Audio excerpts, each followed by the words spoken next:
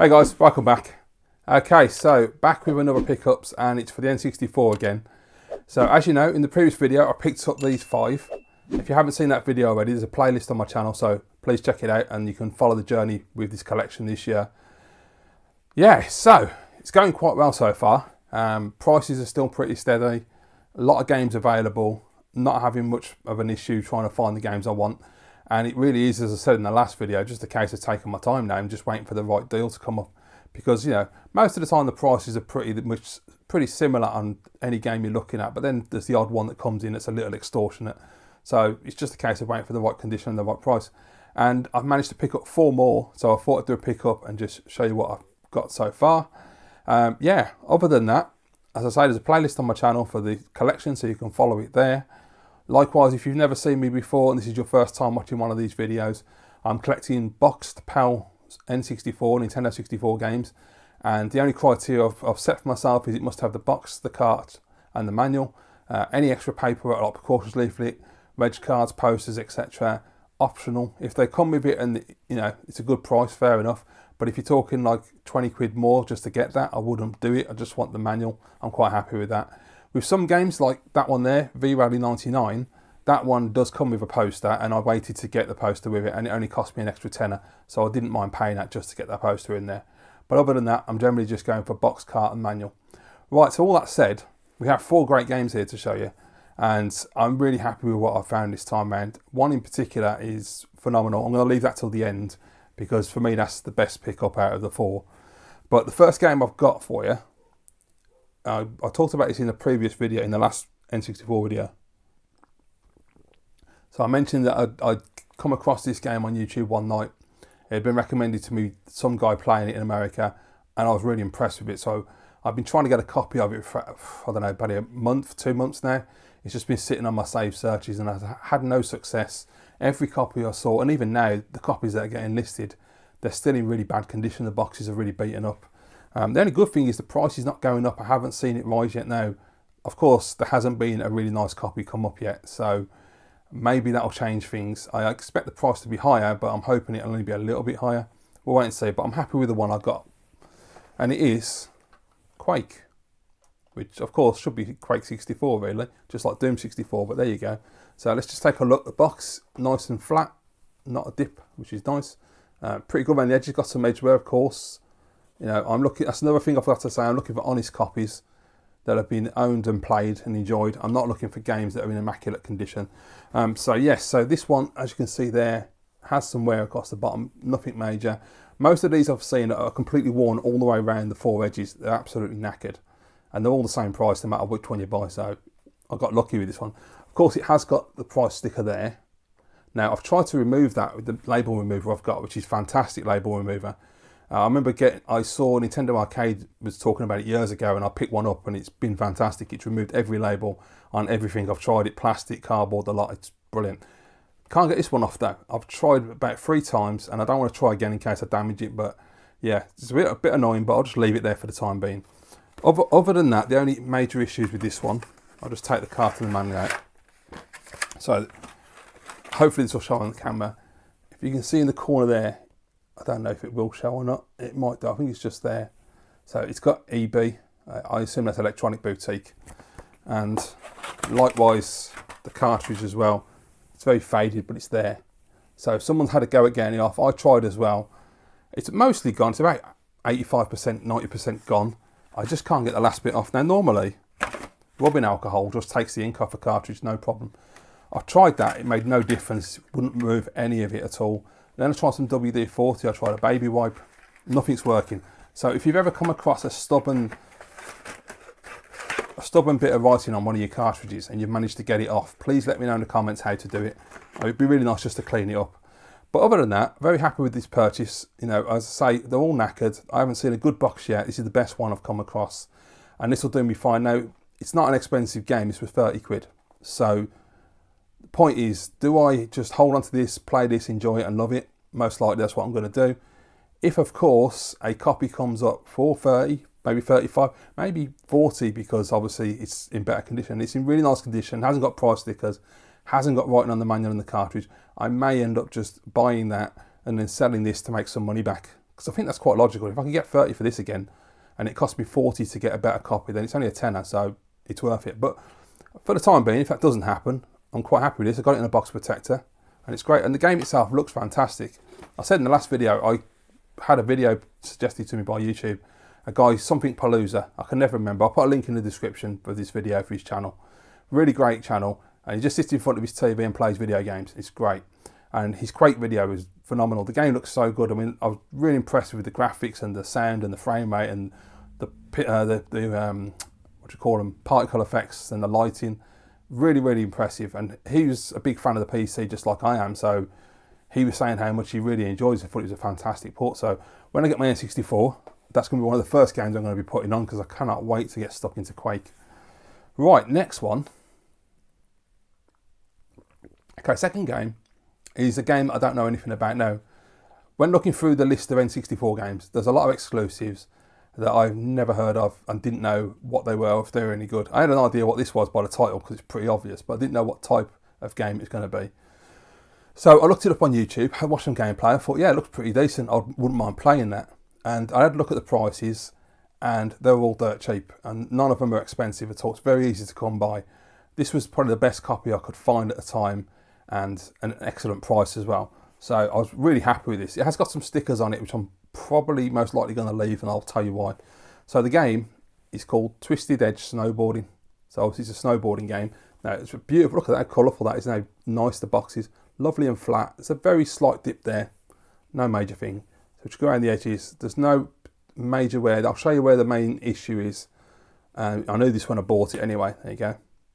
So the main one is just along the front there. As you can see, it's got a big white patch of the cardboard's worn away. I don't care. I saw that when I saw it listed. I mean, the box is really structurally sound. It's in lovely condition. I really can't complain. Now, it has got a price sticker for £5. I wish I could have got it for that. And a Game Over sticker. I don't know who Game Over are. And on the back, there is another Game Over sticker there. Now, the front one, I don't mind, because it doesn't obscure the artwork in any way. And the back one is on the black bit. So if it was on here, it was obscuring all the text and the screenshots, I'd have a problem with it. But no, I'm really happy with that. It's absolutely fantastic copy.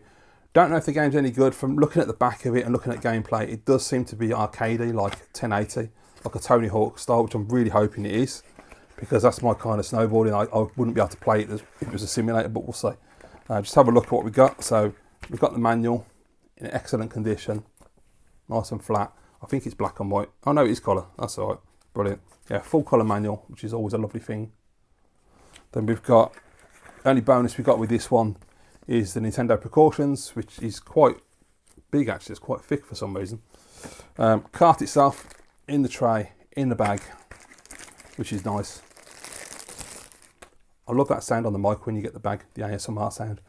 There you go. Cartridge in fantastic condition. None of these N64 carts I've come across so far seem to be having the SNES problem with the discoloration with the yellowing. So I'm going to assume maybe Nintendo, maybe they got better plastics for the N64, which is great if they did. You know, because I hate looking at yellow carts, especially like when you're looking at Super Nintendo and it's not fully yellow, it's like little spots of yellow, and it's a pain in the arse.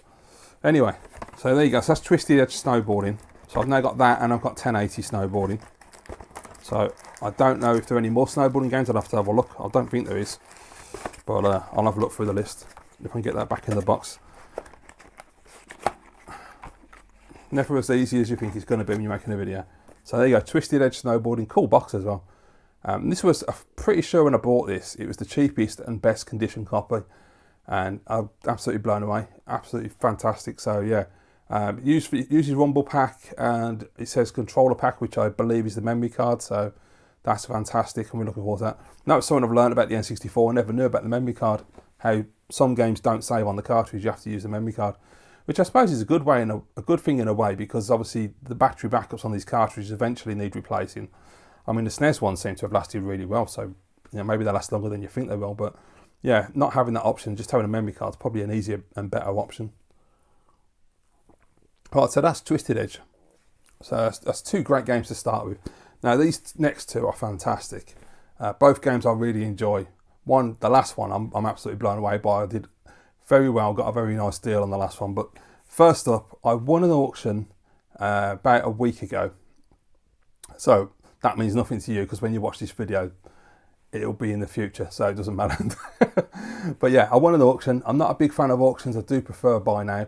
I really don't have the patience a lot of the time, because, and especially nowadays, eBay on the app, they've started doing this horrible thing where if you put something on your watch list, the little heart icon that you click to watch something is now, it's displaying a number. So you know there's like another 20 people watching an item. And I don't really know what the purpose is. I assume it's to show there's competition and to make you want to bid against them. But for me, it makes me not want to bother. If I see 24 people watching someone, I think, well, what's the point? I'm not going to win the auction, so I just don't bother and I go elsewhere. So it has an adverse effect with me, but there you go. Right, okay, so anyway, I put this on my list, thought nothing of it. The week rolled round, and one night I was sitting there and I thought, oh, I better check just to see when that's ending. I'm sure it's tomorrow. Picked my phone up, he got 15 minutes left. I was like, oh, right, okay. So I watched it till the end. I worked out what I thought would be a fair price, put in what I was willing to pay, didn't go any higher than that, and left my bid right at the last second. And I got it, no one sniped me, so I was absolutely blown away. And it is Turok 2 Seeds of Evil. This is a great one. It's just, if I can see the light, if you get any light on it, I don't know. It's quite a shiny case, there you go. And it's got this really cool, nice texture there, raised, so it feels like dinosaur skin, which I thought was a really nice touch, actually. That's pretty cool. So it is a black box, so not that exciting, but, you know, I still like the fact that they did the textured front. I thought that was a great idea. There you go.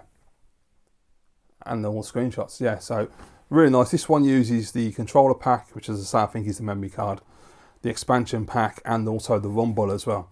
So does anybody know, because I don't know much about the accessories on the N64, did they ever come up with a third party one, official one, a memory pack, rumble pack combination? So because you can't put them both in the controller at the same time. So I'm just thinking that maybe somebody would have come up with the idea of having a memory pack that actually rumbles as well, because that would have been really, really helpful. Right, let's have a look inside it. So this is one that doesn't have an inlay tray. It's just one of these ones where they shove everything inside. A little disappointing. I don't really like the way to do that. So there's the manual. Great. It's got Extreme G, XG2 on the back. I've never played an Extreme G game. They're not that expensive either, so it'd be tempting. So yeah, it's just a black and white manual, unfortunately. It's very detailed, which is great. I mean, there's lots to read. But yeah, it's black and white. Cartridge, can't really go wrong. It's black, so you don't have to worry about discoloration. There you go. Lovely condition. And it's a great game. I've only played it once in my life, as far as I know. I played it, well, I actually was watching my old video the other night, because I owned this over a decade ago, the US version, and I did a gameplay for it, so I was rewatching that the other night, and I must admit the game does look really, really good. I didn't get off the first stage though, so that's a bit worrying. We'll see how it goes this time around. But I did manage to get quite a bit done, and I did figure out you've got to find power cells, so I managed to find those. I had got into a big battle with a massive boss at the end, and I got my arse handed to me from what I can remember. But nonetheless, it looked really good. Graphics were fantastic, and the animation on the enemies, the way they move and attack, and the way they run away to defend, and then they come and attack again. And when you kill them and the way they fall over, they're really impressive actually for the time. And also a lot of blood and all, lots of gore, which was good. Yeah, looks really fun. Cannot wait to play Turok 2 again. I always liked it better than the first one. I found the first one quite difficult. I know there's a lot of fog, but I found like trying to find your way around was always hard. I couldn't figure out where I was going. And the guy who did the video for Quake did a video for Turok, and he had the same issue when I was watching him play. It was quite fun. But yeah, the first Turok as well, by the way. I do want to get all the Turok games, but the first one, I'm having a hell of a game trying to get a box copy. I just cannot get one. There's only been a couple that have been listed. It's not coming up very often. And like Quake, they're in really bad condition, so I'm not having much success. At least with Quake, I got one in reasonable condition. I can't even get that with Turok Dinosaur Hunter. They're all in bad condition, all worn down, beaten up. The corners are all torn and stuff. It's a real shame. I know one will come up eventually. I just hope it doesn't come up for an expensive price. There's also Turok 3 and Turok Rage Wars. Rage Wars, I think, is a multiplayer only game by the look of it. That one is around about 20-30 quid. Some have tried to charge more. Seen one the other day for 50, and I was like, no, that's far too expensive, mate. So I'll be happy to pay 20-30 for it because it's a multiplayer. Because, you know, that's just, really, it's redundant unless you've got your mates with you, isn't it? So it's just nice to have it as part of the collection more than anything. So it is really a collector's piece, I suppose. Number 3, which I think is called Oblivion, that one is the most expensive game. I think that's actually the most expensive game I want for the N64. That is around £100 to £150. So that is an expensive game. You know, I'll get it eventually. that will just be a take your time, save up and buy game, because, you know, that's a lot of money to drop on one game at one time, especially a game I've never played and don't know if I'm going to enjoy or not. I assume because I enjoyed Turok 2, Turok 3 looks to be more the same, so I think I will enjoy it, because the first game is very different to the second game from the little that I've played of both of them. The second one got a massive upgrade in graphics and level design and everything, so we'll see. But yeah, I definitely want to get all 4 of the Turok games.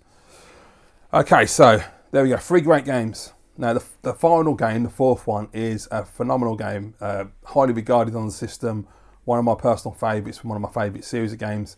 And when I saw this, I was blown away. I was thinking about getting this. I looked at the prices. All the ones I was seeing had tears and damage to the box. So I thought, okay, I'll just wait. I'm not going to put it on my save list. I'll just wait. And when I'm ready to buy it, I'll go and have a look and see if I can get a decent copy. And one day I just happened to be doing my usual search of newly listed items, and up popped this one. And I thought, okay, great. I might have that. Price was good. Condition looked to be fantastic. And I put it on my watch list. Thought nothing of it, left it for a few days. After about 3 or 4 days, unfortunately it sold. So I was like, okay, my fault, should have pulled the trigger. You know, I was procrastinating too much on that one. And I thought nothing of it. Next day, I checked newly listed items again, and up it pops. So I assume either the seller took it down for some particular reason to change the auction maybe, or he did actually sell and then the person who bought it changed their mind. It could be that. Either way, the good thing is I got it. You know, it was up for sale for a good price with a buy now or a best offer. I put in what I thought was a fair offer. In fact, I'll be honest with you, I put up an offer in that was a bit cheeky, and he told me to get stuffed, which is fair enough. Then I put a fair offer in, and he accepted it. So I was like, okay, but you got to be cheeky at first. If people are going to put best offer, you got to try. But when I say cheeky, I don't mean like 20 quid below price. I'm not that stupid. Right. Anyway, so what have I got? This is when this arrived. I know I'm bigging this up a bit too much here, sorry, but I was so impressed when it came because the condition in the photographs was excellent. But when it actually arrived, I was blown away. It was even better in real life. What I have got is Lilac Wars or Star Fox 64. So you may see it under the light. I think you can. There's a couple of dents here. Can you see the other one?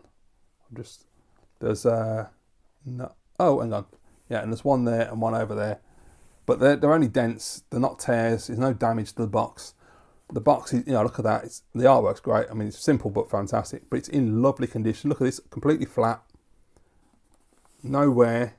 It's in excellent shape all the way around. I could not believe my luck when this arrived. The guy packed it so well. It's on a massive box with loads of packaging, loads of bubble wrap. So I won't take it out of the box because, believe me, this one is a pain in the arse to get back in afterwards, as I found out when it first arrived. But I'm really happy with it. What I'll try and do is I'll overlay an image for you to look at while I'm talking right now, and you'll be able to see what's inside. But it has got the cartridge and the rumble pack, both of which are bagged up as well, which is really nice. But then the good thing was the manual is absolutely huge, massive manual, full colour, so impressive and so detailed. When I took the manual out, I opened the manual and I could see there was something inside it. And inside it was a precautions leaflet, a registration card and a poster. I don't know if anything else came with this at launch, so if anyone knows, let me know what it was originally came with. But that was amazing to me, having all of that in there. It seemed pretty complete. I was absolutely blown away and chuffed. So it'd been a few days since I'd ordered it. It'd been nearly a week, I think. And I was getting a little bit concerned as to where it was. I know that for some reason the Royal Mail, probably the last couple of years now, every time, because I'm down in the southwest, anything that comes from up north seems to take like a week. It doesn't matter if it's any first class, second class, 48-hour delivery. It just takes forever for some reason. I don't know why.